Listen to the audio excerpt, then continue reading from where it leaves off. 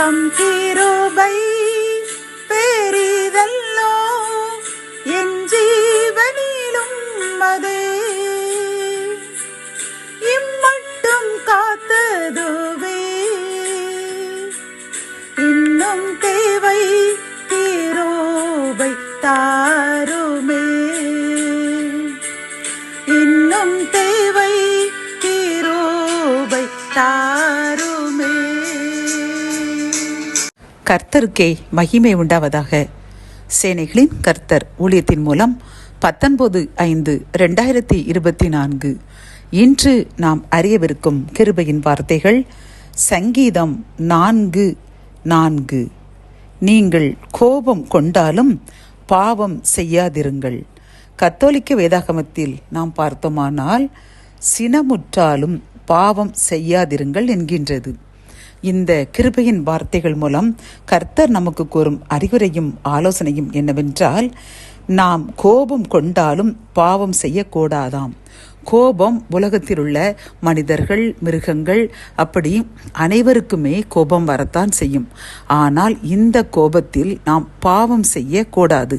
இயேசுவானவர் அவர் உலகத்தில் மனிதனாக வாழ்ந்த பொழுது, மார்க்கு 11 பார்க்கும் பொழுது, எருசலேம் தேவாலயத்திற்கு அவர் வரும் பொழுது அங்கு ஆலயத்தில் 11:15 ஆலயத்தில் விற்கிறவர்களையும் கொள்ளுகிறவர்களையும் துரத்திவிட்டு காசுக்காரருடைய பலகைகளையும் புறாவிற்கருடைய ஆசனங்களையும் கவிழ்த்து ஒருவனும் தேவாலயத்தின் வழியாக யாதொரு பண்டத்தையும் கொண்டு போக விடாமல் அவர்களுக்கு கோபமுற்று அவர்களை விரட்டினார் என்று பார்க்கின்றோம். அதே அதிகாரத்தில் 11 பார்க்கும் பொழுது அவர் 13 வசனத்தில் ஒரு அத்தி மரத்தை பார்த்து அது இலையுடன் இருப்பதை பார்த்த உடனே அதில் கனிகள் இருக்கும் என்று ஆசையுடன் அதன் அருகில் போனார். அதில் கனிகள் இல்லை என்ற உடனே கோபப்பட்டு அதை சபித்தார் என்று பார்க்கின்றோம். ஆகவே இதை போன்று கோபங்கள் மனிதருக்கு வருவது இயற்கைத்தான். ஆனால் அது காரணமான கோபமாக இருக்க வேண்டும். இதில் இயேசுவானவர் எதற்காக கோபப்பட்டார்? அவருடைய பிதாவினுடைய வீட்டை அவர்கள் அசிங்கப்படுத்தினார்கள். அதை தவறு என்று சுட்டி காட்டுவதற்கு கோபப்பட்டார். அது மட்டுமல்லாமல் இரண்டாவதாக அவர் அந்த அத்தி மரத்தை போன்று அந்த நாமும் ஒரு வெளிப்பிரவரமாக ஒரு பரிசுத்தவான்களாக காணப்பட்டு உள்புறத்தில் நாம் அசுத்தமுணர்வுகளாக கனியற்றவர்களாக காணப்படுவதை அதை சுட்டி காட்டுவதற்காகத்தான் இந்த அத்தி மரத்தை பார்த்து சபித்தார் என்று பார்க்கின்றோம்.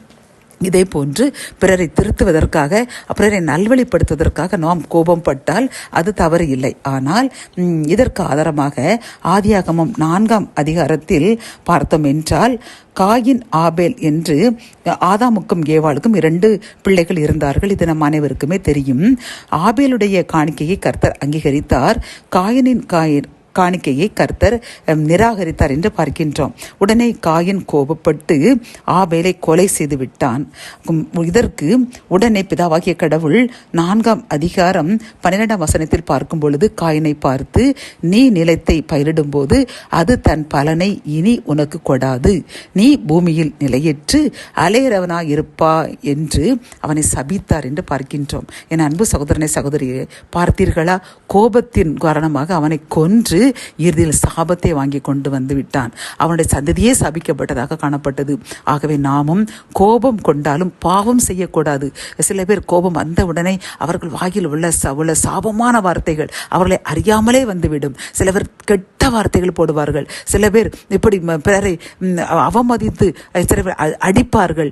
இப்படி பல வன்முறையில் சில பேர் ஈடுபடுவார்கள். ஆகவே நாம் அப்படி ஈடுபடாமல் கோபம் வந்தால் நாம் அதை இவர்கள் தவறாக செய்கின்றார்கள், நமக்கு இது பிரியமில்லை, இது கர்த்தர் அருவருக்கின்ற காரியம், ஆகவே நாம் அவர்களை கண்டித்து திருத்த வேண்டும். இப்படி செய்யக்கூடாது, இது கர்த்தருக்கு பிரியமற்ற காரியம் என்று திருத்தி அவர்களுக்கு அப்படி கண்டித்து திருத்த வேண்டுமே வெளியே அவர்களை நாம் கொலை செய்யவோ அவர்களை தேவையற்ற வார்த்தைகளை பேசவோ நாம் கூடாது என்று இந்த வேதகம் தெளிவாக கூறுகின்றது. அந்த காயின் கொலை செய்ததினால் சாபத்தை வாங்கி கொண்டான். ஆகவே அன்பு சகோதரனை சகோதரியே, இவ்வளவு நாளும் நாமும் கோபத்தில் பிறரை அவர்கள் மனநோகும்படியாக பேசியிருப்போம்.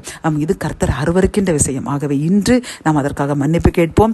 இனி நாம் கோபம் கொண்டாலும் பாவம் செய்யாமல் அவர்களுக்கு திருத்துகின்ற வகையில் கடினமான சில வார்த்தைகளை பேசி, இது இறைவனுக்கு பிரியமற்றது, இதை செய்யாதே, உனக்கு ஆசீர்வாத கேடு வரும் என்று அப்படி அப்படி சொல்வோமே தவிர சபித்தலோ அடித்தலோ அல்லது வேறு அசம்பாவிதமான செயல்களில் ஈடுபடாமல் நாம் பரிசுத்தமாக வாழ்வோம். கர்த்தர் நம்மையும் நம் சந்ததியையும் ஆசீர்வதிப்பார். ஜெபம். என் அன்பு தகப்பனே, இந்த சங்கீதத்தின் மூலமாக அப்பா நாங்கள் கோபம் கொண்டாலும் பாவம் செய்யக்கூடாது என்று எங்களுக்கு கற்றுக் கொடுத்துருக்கீங்கப்பா. அப்பா நாங்கள் இதை அறியாமல் கோபத்தில் பிறரை சபித்திருக்கிறோம், பிறரை வேதனைப்படுத்தியிருக்கிறோம், அடித்திருக்கிறோம், இப்படி சில உமக்கு பெரியமற்ற காரியங்கள் செய்திருக்கிறோம் என்று இப்பொழுது யார் யாரெல்லாம் வருந்துகின்றார்களோ அவர்களுக்காக ஜெபிக்கிறோம் அப்பா. எங்களை மன்னியுங்க. நாங்கள் பிறரை நோகப்படுத்தின அப்பா அந்த வார்த்தைகளுக்காக அந்த செயல்களுக்காக நாங்கள் வருந்துகின்றோம்.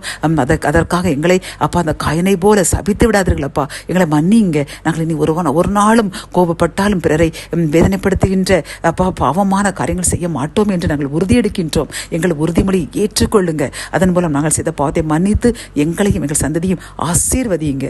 மீட்பர் இயேசுவின் மூலம் ஜெபம் கேளும் நல்ல தகப்பனே. ஆமேன்.